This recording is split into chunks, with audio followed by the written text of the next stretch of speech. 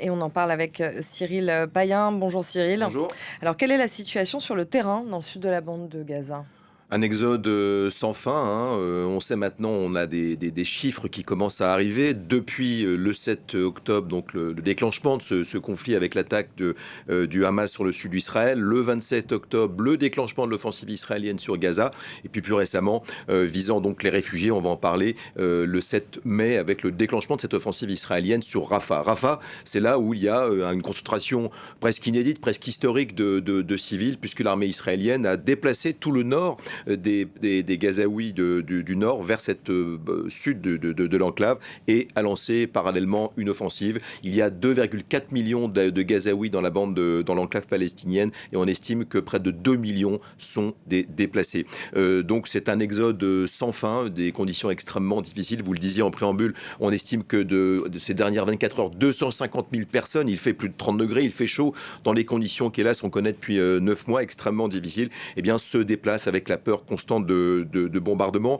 Parmi cette population, notre correspondant Rami Abou-Djamous, qui est une des rares voix francophones à sortir de Gaza, on va l'écouter, un témoignage qui est, je dois dire, difficile à obtenir vu ses conditions de vie, puisqu'il est dans une tente au sud de Khan Younes, donc il fait partie de ces hordes de réfugiés qui, avec sa famille lui-même, eh bien, se déplacent au gré des bombardements ou des annonces ou des demandes d'évacuation de l'armée israélienne.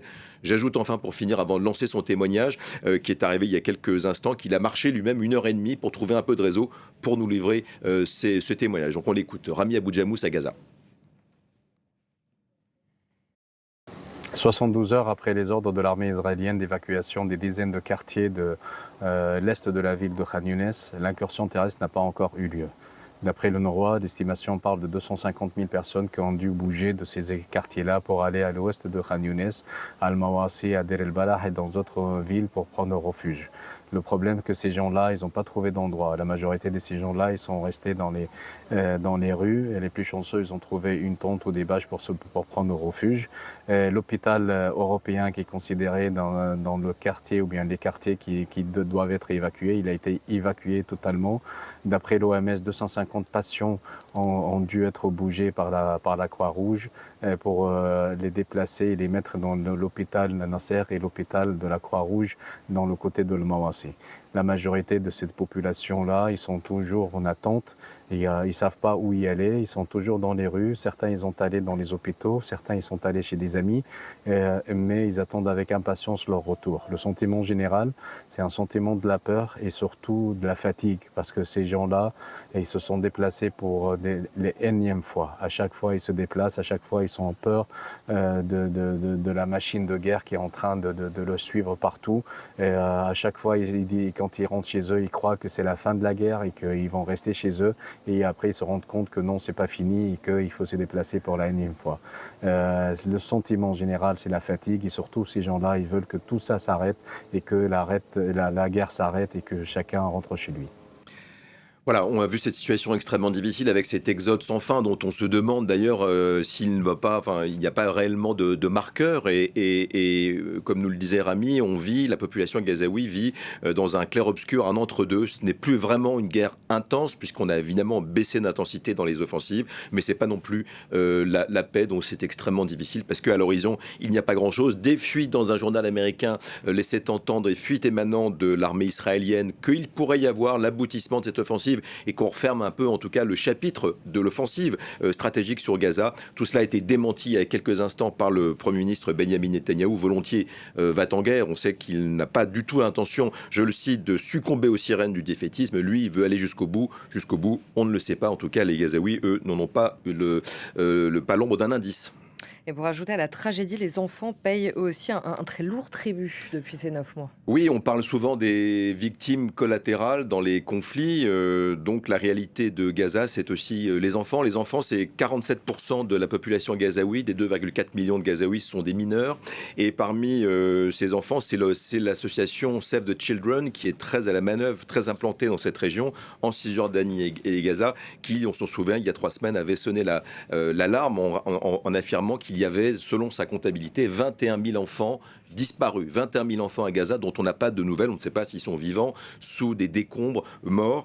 Et donc les chiffres sont absolument édifiants. Les Nations Unies font cette comptabilité aussi. Il y a eu plus d'enfants tués en 9 mois à Gaza dans l'offensive que dans tous les conflits du monde ces 4 dernières années. 1500 enfants dont on sait qu'ils ont été amputés d'au moins un membre. Et les orphelins, c'est une énorme tragédie puisque c'est une guerre qui continuera très longtemps pour ces mineurs, pour ces enfants. On estime à peu près moins 20 000 d'enfants ou de mineurs qui ont perdu 1 ou 2 par an. Donc c'est aussi la situation sur le terrain de ces collatéraux, les enfants de Gaza.